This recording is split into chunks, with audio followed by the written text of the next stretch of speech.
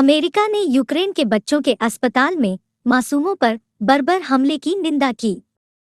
संयुक्त राज्य अमेरिका ने बुधवार को यूक्रेन में एक बच्चों के अस्पताल में बमबारी को बर्बर करार दिया, जहां अधिकारियों ने कहा कि एक रूसी हवाई हमले ने लोगों को घेरने के लिए संघर्ष विराम समझौते के बावजूद मलबे में भर दिया। मारियुपोल शहर हमला, जिसके बारे में अधिकारियों ने कहा कि श्रम में घायल महिलाएं और मलबे में बच्चों को छोड़ दिया, 14 दिनों के आक्रमण की नवीनतम गंभीर घटना है, जो 1945 के बाद से एक यूरोपीय राज्य पर सबसे बड़ा हमला है। गोलीबारी रोकने की रूसी प्रतिज्ञा के बावजूद विनाश हुआ, ताकि कम से कम कुछ फंसे हुए नागरिक शहर से बच सकें, जहां सैकड़ों हजारों लोग एक सप्ताह से अधिक समय से पानी या बिजली के बिना आश्रय कर रहे हैं।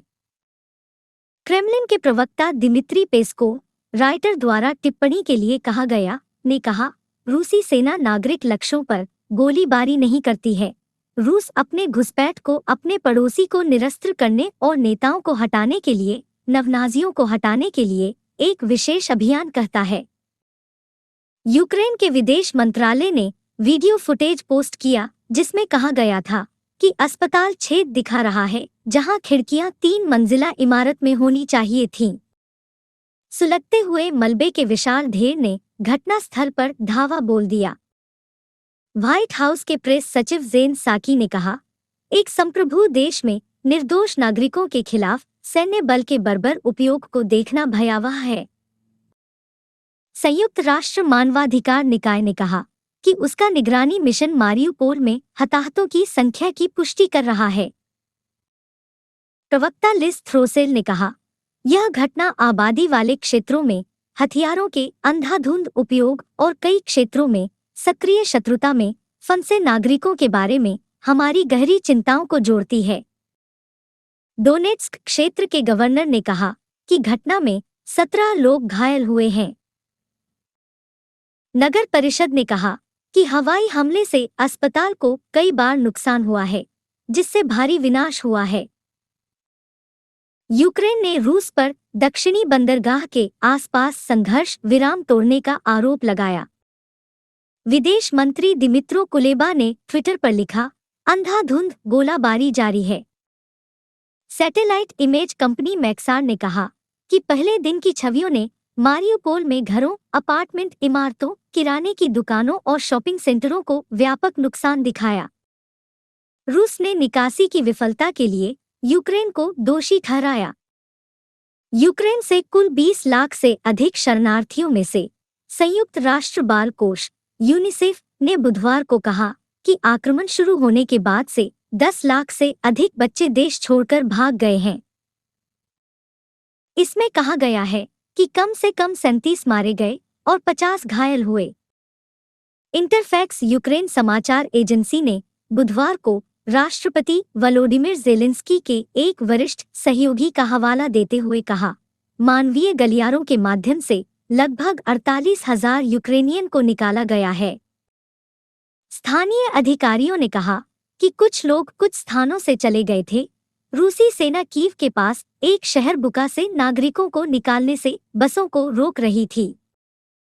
रेड क्रॉस की अंतर्राष्ट्रीय समिति ICRC ने कहा कि पूरे यूक्रेन में घरों को मलबे में बदल दिया गया है। सैकड़ों हजारों लोगों के पास न भोजन है, न पानी है, न गर्मी है, न बिजली है और न ही कोई चिकित्सा सुविधा है। हजारों की संख्या में पड़ोसी देशों में बाढ़ जारी है। रूसी बमबारी से आश्रय के लिए तहखाने में छिपने के बाद इरिना मिहालेंका ने ओडेसा के काला सागर बंदरगाह के उत्तर पूर्व में अपना घर छोड़ दिया। उसने रोमानिया के इसाकिया में रॉयटर्स को बताया, जब हम चल रहे थे, एक पुल उड़ा दिया गया था और जब हम मलबे को पार कर गए, क्योंकि कोई दूसरा रास्ता नहीं था, वहां रूसी लोगों, सैनिकों की लाशें पड़ी थीं, उसने कहा। रूस का आर्थिक अलगाव बुधवार को मॉस्को पर दबाव और तेज हो गया।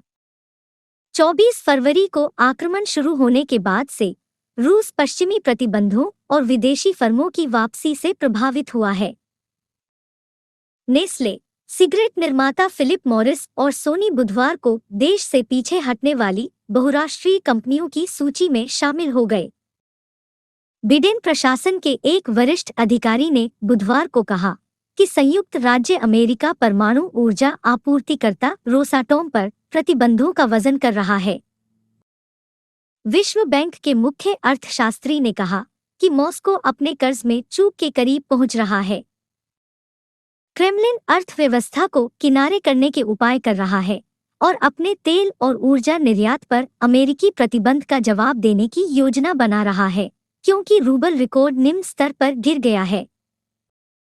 कूटनीति के लिए ज्यादा उम्मीद नहीं थी, क्योंकि रूस के विदेश मंत्री सर्गेई लावरोव गुरुवार को कुलेबा के साथ बातचीत से पहले तुर्की पहुंचे, जो घुसपैठ के बाद से इस जोड़ी के बीच पहली मुलाकात होगी। कुलेबा ने कहा, यूक्रेन युद्ध विराम, अपने क्षेत्रों की मुक्ति और सभी मानवीय मुद्दों को हल करने की मांग कर रहा है। मास्को की मांग है कि कीव एक तटस्थ रुख अपनाए और नाटो गठबंधन में शामिल होने की आकांक्षाओं को छोड़ दे। पश्चिम का कहना है कि रूस बिना उकसावे के युद्ध को सही ठहराने के लिए बहाने गढ़ रहा है। रूसी राष्ट्रपति व्लादिमीर पुतिन ने यूक्रेन को कठपुतली शासन के साथ एक अमेरिकी उपनिवेश कहा है और स्वतंत्र राज्य की कोई परंपरा नहीं है।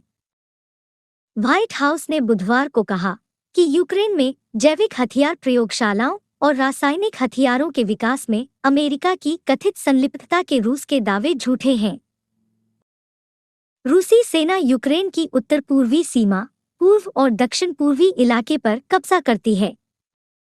लड़ाई कीव के बाहरी इलाके में हुई है, जबकि यूक्रेन के दूसरे शहर खार्किव में बमबारी की जा रही है।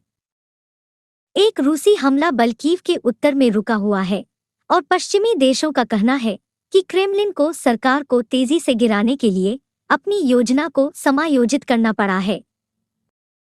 चेरनोबिल।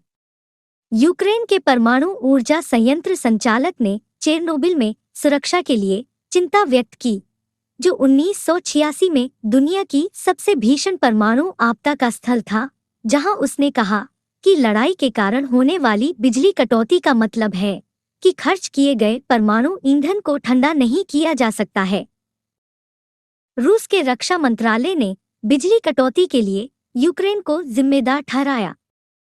कुलेबा ने कहा कि रिजर्व डीजल जनरेटर की क्षमता 48 घंटे है। उसके बाद खर्च किए गए परमाणु ईंधन के लिए भंडारण सुविधा की शीतलन प्रणाली बंद हो जाएगी, जिससे विकिरण का रिसाव आसान हो जाएगा, उन्होंने कहा।